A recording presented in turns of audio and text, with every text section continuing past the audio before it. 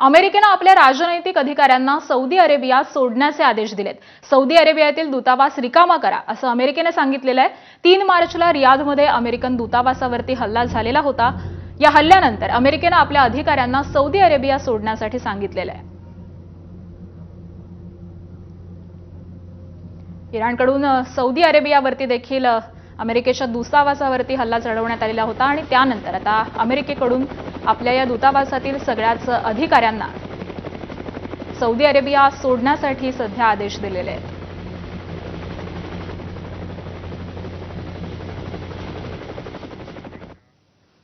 Ayatollah Ali खामेनींचा मुलगा मोस्तबा Khamenei हे इराणचे पुढचे सर्वेसर्वा झालेत आणि त्यांनाच खामेनींचा उत्तराधिकारी म्हणून जाहीर करण्यात आले।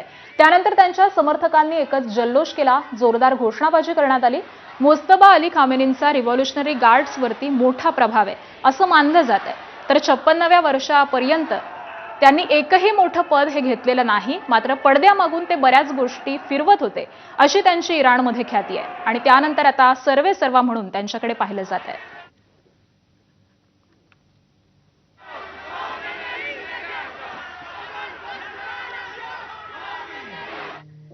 मोस्तबा अली खामेनींचा उत्तराधिकारी म्हणून मोस्तबा यांच्या नावाची घोषणा इराणच्या प्रसिद्ध अर्दबिलच्या मशिदीमधून करण्यात आली आहे। शुक्रवारी मशिदीचा प्रार्थना नेता अयातुल्ला अमोली यांनी मोस्तबा यांच्या नावाची ही घोषणा केलेली आहे।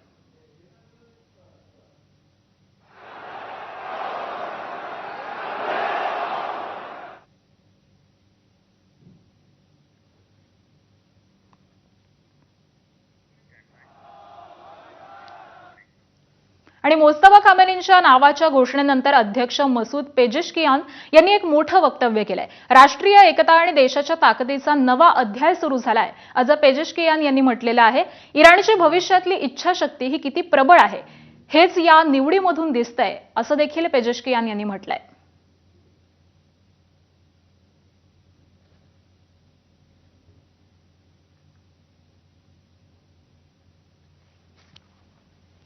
तर देशात ताकदीचा एक नवा अध्याय हा सुरू झालेला आहे असं वक्तव्य पेजेशकियान यांनी केलेलं आहे। मोस्तबा खामेनी यांचा उत्तराधिकारी म्हणून निवड करण्यात आली आणि आता इराणचे सर्वेसर्वा म्हणून त्यांच्याकडे पाहिलं जात आहे।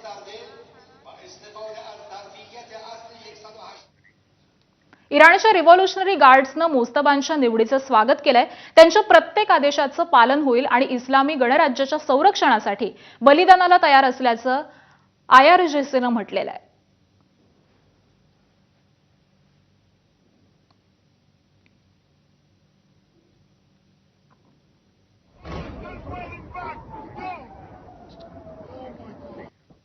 इराणच्या सर्वोच्च नेतेपदी मोस्तबा खामेनींची निवड करण्यात आली आहे आणि यानंतर अमेरिकेचे अध्यक्ष डोनाल्ड ट्रम्प यांनी इराणला धमकी दिलेली आहे।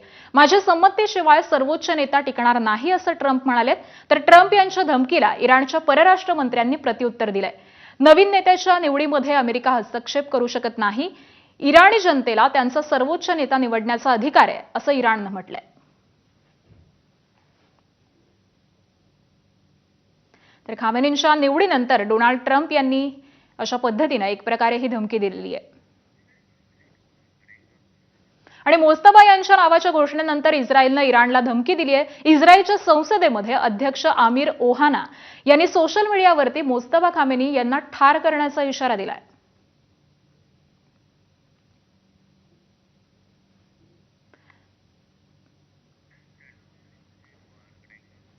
इस्रायलनं इराणवरती आणखी एक हल्ला केलाय। इस्रायलनं इराणच्या IRGCची 16 विमानं ही उद्ध्वस्त केलेली आहेत। इराणकडून हिजबुल्लाहचा शस्त्र पुरवण्यासाठी ही विमानं वापरली जात होती असा दावा इस्रायलनं केलेला आहे। इराणची विमानं उद्ध्वस्त केल्याचे सॅटेलाइट फोटो हे देखील आता जारी करण्यात आलेत। तर जवळपास इस्रायलकडून इराणची 16 विमानं ही उद्ध्वस्त करण्यात आलेली आहेत आणि त्याचेच हे सॅटेलाइट फोटो देखील सध्या समोर आलेले आहेत। तीच ही दृश्य आपण पाहतोय।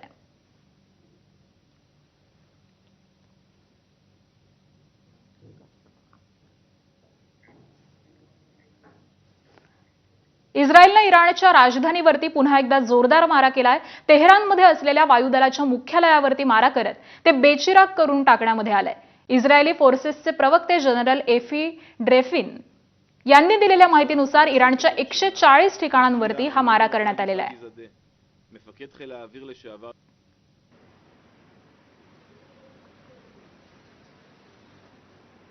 तर इस्रायल आणि इराणमध्ये हे हल्ले प्रतिहल्ले सुरूच आहेत आणि याच वेळी इराणी वायुदलाच्या मुख्यालयावरती इस्रायलकडून हा जोरदार असा हल्ला करण्यात आलेला आहे.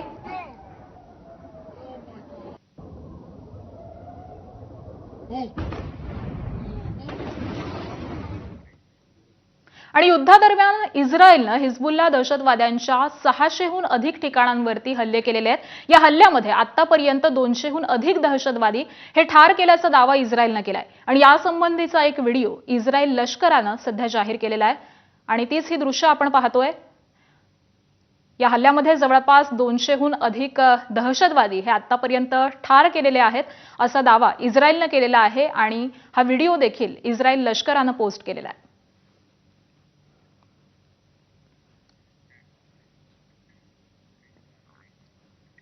इराणनं आता एक मोठा आरोप केलाय. अमेरिका आणि इस्रायल हे इराणवरती हल्ला करण्यासाठी शेजारी देशांचाही वापर करत आहेत असा आरोप त्यांचे परराष्ट्र मंत्री इस्माईल बाकाई यांनी केलाय. या आरोपांच्या पुष्टीमध्ये त्यांनी एक व्हिडिओ देखील जारी केलेला आहे. शेजारी देशांचा वापर करत इराणवरती मारा केला जातोय असा आरोप प्रवक्ते इस्माईल बाकाई यांनी केलाय.